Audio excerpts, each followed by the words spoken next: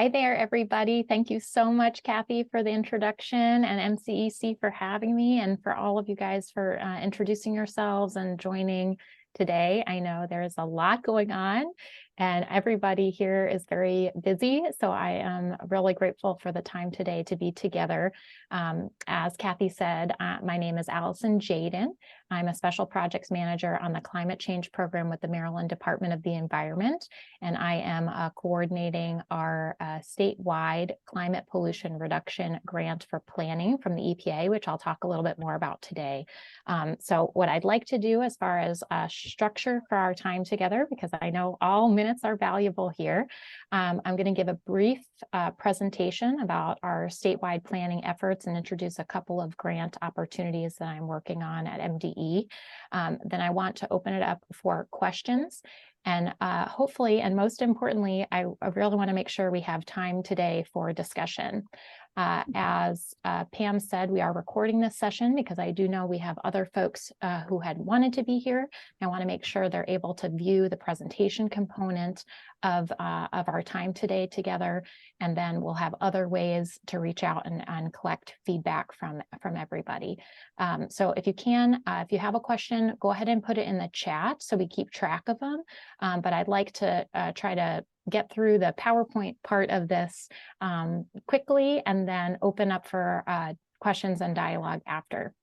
So I did want to give a brief overview of the really excellent time we've had at MDE going across the state on our Building a Plan Together outreach sessions to discuss the climate pathway report that I hope you all have taken a look at, and I hope you've all participated in those sessions. I want to give a quick recap about how that has gone, and then overview of our EPA Climate Pollution Reduction Grant for Planning, what that means at the state level, and then, as Kathy mentioned, how that is happening in our MSAs, the Metropolitan Statistical Areas that Maryland is a part of, and then discuss opportunities for next steps for statewide climate action, not just the planning, but the action piece. And like I said, we'll go through some questions at the end. So the Maryland Department of the Environment Climate Change Program, where I work in the Air and Radiation Administration of MDE, is responsible for the GHG inventories for the state, as well as the GHG emission reduction planning activities. As many of you know, the Climate Solutions Now Act of 2022 really upped our ambition for our plans in Maryland, and we are working hard to meet those deadlines from the new law. As a part of that, we worked with the University of Maryland Center for Global Sustainability to release a climate pathway report showing how the state can meet its climate pollution reduction goals, or our GHG emission reduction goals. We've done in-person listening sessions about that report that will inform the development of our final GHG emission reduction plan due in December throughout the summer and into the early fall. We've had about 50 to 60 people attend the in-person sessions. I know some of the folks here have joined us for some. We did hold 2 virtual sessions, each with over 100 participants. You can look at the report itself, and Christian hopefully will drop a link in the chat for you all, and watch any of the previous listening sessions online. So I definitely encourage you to take a look at that. It's not going to be new, I hope, for most of you in this room, but a little snapshot of what we've discussed in those pathway listening sessions are the goals overarching from the Climate Solutions Now Act for the state of Maryland, which are the most ambitious GHG emission reduction goals for any state in the country. We are going to reduce our greenhouse gas emissions by 60% by 2031 and reach net zero by 2045, but we are going to need to do this all together. The analysis from the folks at the Center for Global Sustainability at the UMD CGS have really laid out a model in the pathway report about how we will need reductions in GHG emissions from each sector of Maryland's economy. And we will have to go beyond what is already our current policies in the state of Maryland. So you can see that snapshot of looking across each sector where we are going to have to make investments and changes and work together to do this great work. Although the listening sessions are done, I do want to call attention that we are still taking public comment on the pathway report, which is really informative in helping us develop our December plan.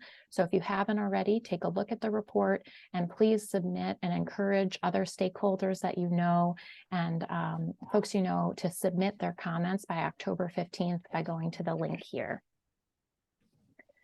So concurrent to this this work that we've been doing at the state, the EPA launched the Climate Pollution Reduction Grant Program.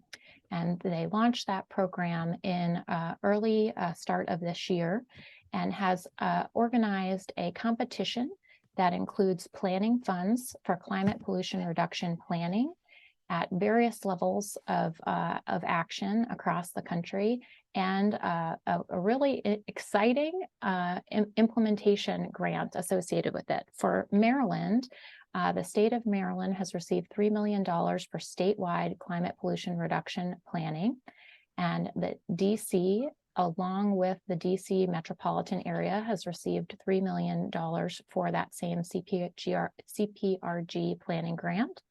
The Baltimore metropolitan area has received $1 million, and the Philadelphia metropolitan area has received $1 million. And all of these plans are intended by the EPA through this competition to unlock competitive implementation grants of $4.6 billion that are tied to the activities that will be listed in the plans developed under the planning efforts as a part of this program. So all of the lead agencies or entities received their planning grants in the summer. And just about a week ago, the EPA provided the implementation grants notice of funding opportunity, which I'll share with you guys and talk a little bit more about.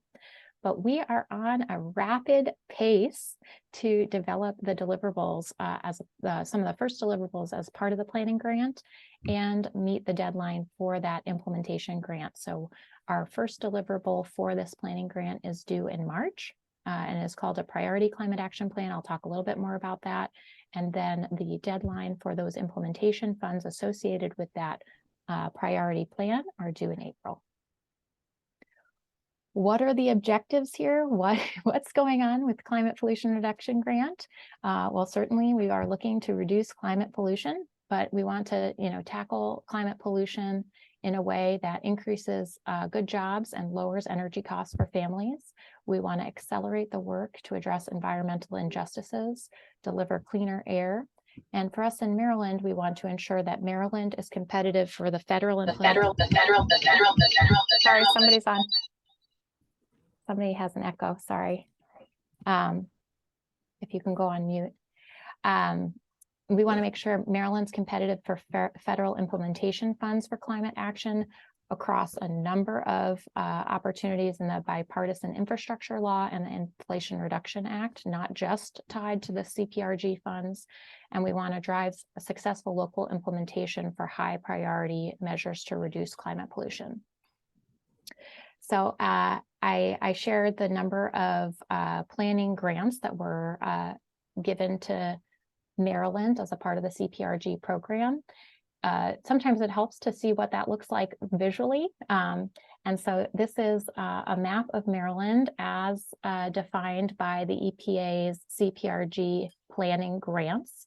As you can see, the Baltimore, Columbia, Towson MSA in green.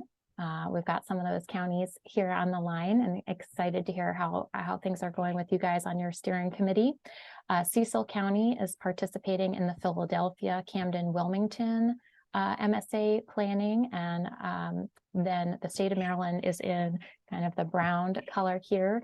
These counties are not otherwise covered by an MSA planning grant and will get special focus for the state of Maryland's plan as required by the EPA. And then the Washington, Arlington, Alexandria MSA is here in kind of this lighter yellow color. But yeah, not a way we usually look at Maryland. And so a lot of concurrent plans and activities going on here. We'll be posting these slides on our website, so I don't want to get too in the weeds, but there are 3 important deliverables associated with the planning going on in the CPRG. The first is a priority climate action plan. of ready to implement priority measures that reduce greenhouse gas emissions and are ready to go. And we've learned more about what the EPA is looking for from the recent NOFO when we think about the term priority measures. And how we will be assembling this. This is due in March of 2024. Dawn, I think you have a little echo on your video there. We will be assembling existing state agency, county, and other climate plans and matching that with the work that is already ongoing at MDE to deliver the Maryland 2031 Greenhouse Gas Reduction Plan. And then we're looking for lots of feedback from all of you and stakeholders across Maryland on those ready to implement priority projects to make sure we have them represented in our priority climate action plan that we deliver to the EPA in March. We will then be working to assemble a comprehensive climate action plan due after that, and then a final status report to the EPA. So we've got a lot of plans, but the idea behind the CPRG is to drive implementation for those priority measures. And so Christian's going to drop in the chat the link to the CPRG implementation NOFO that was just recently released, as well as to the slides overviewing that notice of funding opportunity from the EPA. I wanted to highlight some of the real key pieces of that NOFO for you all for your consideration about the objectives that the EPA is laying out in those implementation grants. So they're looking to achieve a significant cumulative greenhouse gas reduction by 2030 and beyond. This is a criteria that gets additional weight in the scoring for these applications if there will be greenhouse gas emission reductions between 2025 and 2030. They also would like to achieve substantial community benefits for low income and disadvantaged communities especially. And this again is a high criteria for scoring when looking at the notice of funding opportunity. The EPA is expecting as a part of these deliverables that we are analyzing additional funding sources and not looking just at this one source of funds from the EPA. So looking for complementary funding sources to maximize benefits toward action in these priority climate action plans. And then they're looking for innovative policies that can be scaled up, replicated elsewhere, or expanded within your states. Also, in thinking about, so obviously looking at that implementation grant as a big next step for the climate action, moving beyond the planning activities. But at the same time, we are launching a CPRG local support program to provide additional support for the counties that were not otherwise covered by another CPRG planning grant. I did want to give some context. So, I talk a lot about the CPRG because I'm spending a lot of time focused on that particular grant opportunity from the EPA. But something Kathy and I and others have talked a lot about is that we need to be looking at these historic investment from the Inflation Reduction Act and the bipartisan infrastructure bill really synergistically.